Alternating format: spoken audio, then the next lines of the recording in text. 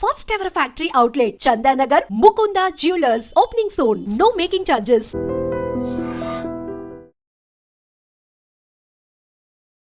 Hi hello namaste welcome back to iDream Media. ఈరోజు మనతో ఉన్నారు సర్టిఫైడ్ ఫైనాన్షియల్ ప్లానర్ అయిన డాక్టర్ అనిల్ కుమార్ బచ్చు గారు. ముఖ్యంగా ప్రీవియస్ ఎపిసోడ్లో ట్రంప్ టారిఫ్స్ అనేవి ఏ విధంగా ఫ్యూచర్ని డిసైడ్ చేస్తున్నాయి, దానికి మెయిన్ ఇంపాక్టింగ్ రీజన్స్ అనేవి ఏ విధంగా ఉన్నాయని సార్ చెప్పడం జరిగింది. మీకు కావాల్సిన ఆ ఎపిసోడ్ ఈ ఛానల్లో ఉంది, చూడండి.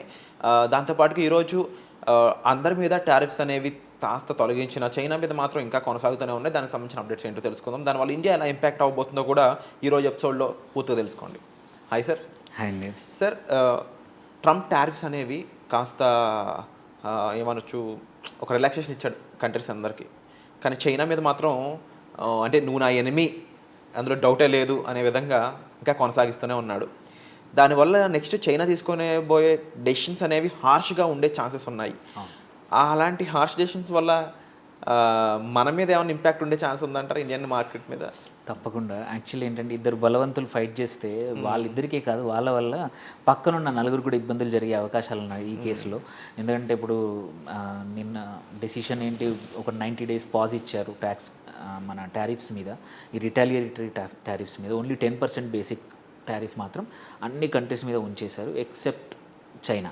సో చైనాకు మాత్రం పెంచారు, ఎందుకంటే వాళ్ళు మాట్లాడిన మాటలు లాస్ట్ ఫ్యూ డేస్లో ట్రంప్ ఏంటంటే కొంచెం తను స్ట్రాంగ్ పర్సనాలిటీ, తనకు అగెయినెస్ట్గా చెప్తే ఎవరికి నచ్చదు, తనకు అగెయినెస్ట్గా వాళ్ళు మాట్లాడారని ఇంకా పెంచేసి 125% చేశారు.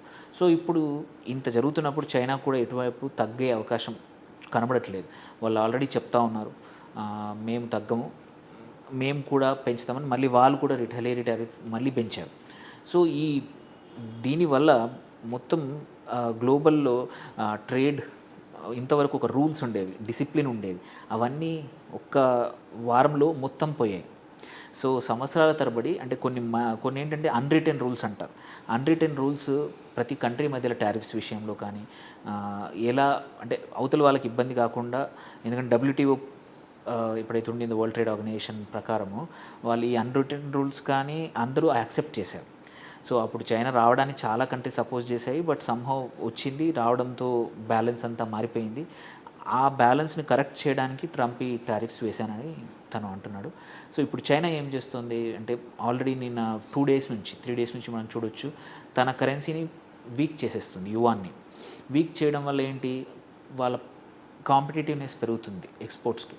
సో వాళ్ళు అమెరికాతో ఎట్లా టారిఫ్స్ ఉన్నా వేరే చోట వాళ్ళు కరెన్సీ ప్రైజింగ్ తగ్గడం వల్ల, వాళ్ళ వాల్యుయేషన్ తగ్గడం, డివాల్యూ చేయడం వల్ల నౌ దే బికమ్ సడన్లీ ఏమవుతుంది, ఎక్కడెక్కడ కాంపిటేటివ్ లేరో ఇప్పుడు వాళ్ళ ఎక్స్పోర్ట్స్ మళ్ళీ తక్కువ రేటుకి వెళ్ళిపోతాయి. సో వాళ్ళ మార్కెట్స్ని సేఫ్ గార్డ్ చేసుకోవడానికి వాళ్ళ కరెన్సీని ఒకటి వీక్ చేస్తున్నారు. సెకండ్, వాళ్ళ దగ్గర US రిజర్వ్స్ చాలా ఉన్నాయి, US dollar రిజర్వ్స్. మళ్ళీ బాండ్స్ చాలా ఉన్నాయి. ఏం చేస్తున్నారు, బాండ్స్ని అమ్మేస్తున్నారు. 2 daysలో ఆల్రెడీ మనం చూసాం. యాక్చువల్లీ ఏంటంటే అన్నింటికీ ఇంకొక కారణం అని చెప్తున్నారు ఏంటంటే, అమెరికాకు ఉన్న 32 trillion అప్పులో అట్లీస్ట్ ఒక 8 trillion డాలర్ల అప్పు ఉంది అయితే ఎదుగుతుందో, ఈ సంవత్సరం దాన్ని రెన్యూ చేయాలి. రెన్యూ చేసినప్పుడు ఏంటి, లాస్ట్ టైం రెన్యూ చేసినప్పుడు యావరేజ్ ఇంట్రెస్ట్ 2.5% అలా ఉండింది సంవత్సరానికి. బట్ ఇప్పుడు కరెంట్ అమెరికన్ లాంగ్ టర్మ్ వడ్డీ రేట్లు ఏవైతే ఉన్నాయో బాండ్వి 4.2, 4.3 అంటే 2%, విచ్ ఈజ్ వెరీ హెవీ అనమాట. సో వాటిని కంట్రోల్ చేయడానికి ఇవన్నీ చేస్తున్నాడని కొద్దిమంది ఆర్గ్యూ చేశారు. బట్ అక్కడ ఇప్పుడు ఏమైంది, ఆ ఆర్గ్యుమెంట్ని కూడా నలిఫై చేస్తూ చైనా తన బాండ్స్ని అమ్మేస్తుంది అనమాట. అమ్మేయడం వల్ల మొన్న ఒక్కరోజు over night nearly 30 to 40 basis points అంటే 4.2 నుంచి 4.5, 4.6% అమెరికన్ ఇంట్రెస్ట్ రేట్స్ ఏవైతే లాంగ్ టర్మ్ వడ్డీ రేట్లు ఉన్నాయో బాండ్స్వి సడన్గా పెరిగాయి. అంటే ట్రంప్ తక్కువ రేట్ చేద్దాం అనుకుంటే అది పెరిగిపోయాయి, ఎందుకంటే చైనా ఆల్రెడీ మొదలు పెట్టేసింది. ఒకటి తన కరెన్సీ వీక్ చేసేసింది, US డాలర్ని మార్కెట్లో అమ్మేస్తోంది, సో డాలర్ ఇండెక్స్ పడిపోతుంది.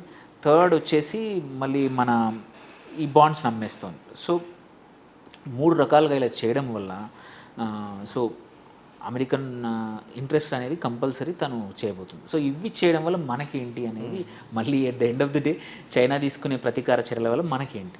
సో ఫస్ట్ థింగ్ ఆబ్వియస్లీ ఒకటి ఏంటంటే, ఈ US డాలర్ పడిపోవడం ఒక రకంగా మనకు మంచిదే. ఇండెక్స్ పడిపోవడం వల్ల మన అంటే మన బేసిక్గా ఎక్స్పోర్ట్స్కి మంచిదే అయ్యి ఉండొచ్చు, ప్రైజింగ్ మన కాంపిటేటివ్ అవుతాము. బట్ మన సర్వీస్ ఎకానమీ ఏదైతే ఉందో, ఏవైతే ఐటీ కానీ lot of industry, service based ఇండస్ట్రీలో అక్కడ వాల్యూ పడిపోతే ఆ, మన ఎక్స్పోర్ట్స్ ఏవైతే ఉన్నాయో అవి తగ్గిపోతాయి, వాల్యూ పడిపోతుంది.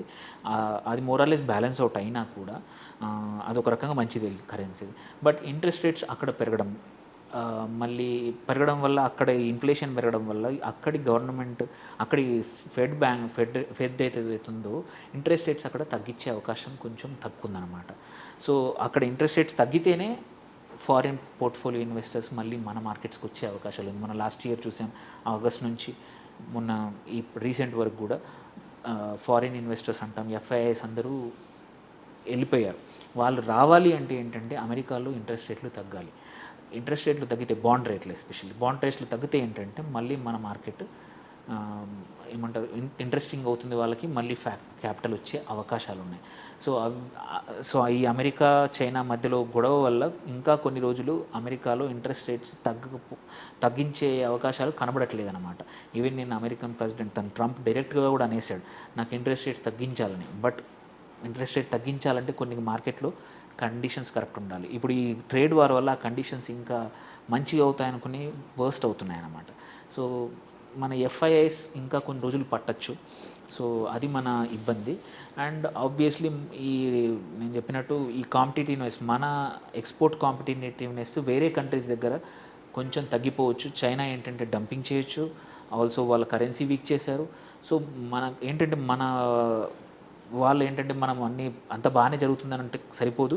గవర్నమెంట్ డైనమిక్గా ఉండాలి, ఎక్స్పోర్టర్స్ డైనమిక్గా ఉండాలి, మన ఇంపోర్టర్స్ కూడా డైనమిక్గా ఉంటే ఆపర్చునిటీస్ చాలా ఉన్నాయి. సో ఇట్స్ సడన్లీ ఏమైందంటే అందరూ ఏ రోజు ఏం జరుగుతుందో తెలియదు. ఇంతకుముందు ఒక రూల్స్ బేస్డ్ ఎకానమీ, ఏది కంట్రీస్ మధ్యలో జరిగే వాణిజ్యం అనేది ఒక పద్ధతి ప్రకారం ఉండేది, ఒక ఆనర్ ఉండేది. ఇప్పుడు ఈయన ఏ రోజు ఏం చేస్తున్నాడో తెలియదు. ట్రంప్ మొన్న ఇంత అన్నాడు, నెక్స్ట్ డే ఇంకా అన్నాడు, ఆ తర్వాత కొన్ని కంట్రీస్కి వద్దన్నాడు, తర్వాత 90 రోజులు అంటున్నాడు. సో ఏ నిమిషం ఎలా మారుతుందో తెలియని పరిస్థితుల్లో ఇట్లాంటి అనిశ్చితి అంటే వొలటిలిటీ అనేది మార్కెట్లో ఎప్పుడు కూడా మంచిది కాదనమాట. సో ఇన్వెస్టర్స్ ఎప్పుడు కూడా అనిశ్చితి తక్కువ ఉండాలి. అందుకే వొలటిలిటీ ఇండెక్స్ అయితే లాస్ట్ వీక్ 45-50కి వెళ్ళిపోయింది. మనం యాక్చువల్లీ 10+12-13 ఉంటేనే వొలటిలిటీ ఎక్కువ ఉంది అని భయపడతాం, ఇండియా విక్స్. అలాంటిది 4 రెట్లు పోయింది. ఇంత అనిశ్చితిలో ఇన్వెస్టర్స్కి భయాలు చాలా ఉంటాయి. ఎస్పెషల్లీ లాంగ్ టర్మ్ ఇన్వెస్టర్స్ ఇబ్బంది పడాల్సిన అవసరం లేదు వాళ్ళు, ఎందుకంటే లాంగ్ టర్మ్గా చేసేసారు. But medium and short term investors మాత్రం, ఎవరైతే ట్రేడింగ్ పైన కానీ, ఎవరైతే షార్ట్ టర్మ్ ఇట్లాంటి ఇన్వెస్ట్మెంట్స్ పెట్టి వాటిపైన డిపెండ్ అవుతున్న వాళ్ళకి మాత్రం ఇబ్బంది అనమాట ఇట్లాంటి అనిశ్చితి. సో ఈ ప్రతీకార చర్యలు నెక్స్ట్ 15 డేస్ ఉండొచ్చు.